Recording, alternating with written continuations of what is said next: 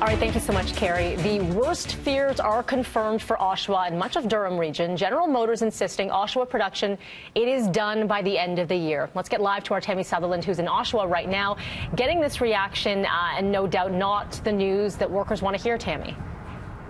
No, absolutely not, Melanie. Lots of anger and frustration here can be felt as workers were arriving back on the job here this morning. They are back on the lines. This after last night, the night shift decided to walk off the job. They staged a sit-in inside the plant itself, and they did this after learning that General Motors was standing its ground and was going to continue in the no allocation of products here in Oshawa, which means that the plant itself will shut down by the end of 2019. This happened after a meeting between General Motors in Detroit and union officials from Unifor, and it had the employees here who we spoke to this morning devastated, and they're realizing now reality is setting in that this plant will likely close next year.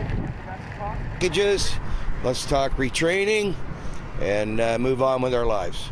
My family's been here 4 generations. This whole community depends on this, but it is what it is. I don't want to be here. If they're not going to honor a contract, why should I? That's basically it.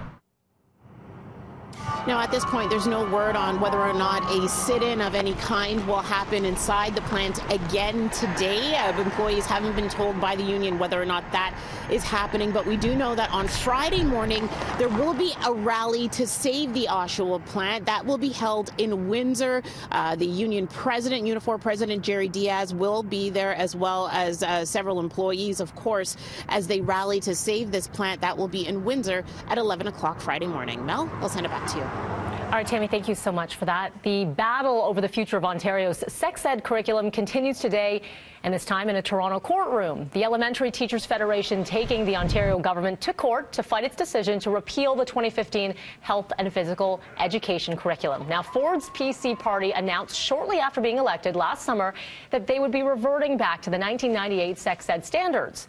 The government ran a public consultation process across the province last year, but have yet to announce what they're going to be doing with those results. The government also threatened to discipline teachers who defy the decision to revert back to the old curriculum. Court proceedings begin this morning at 10. City News will be there.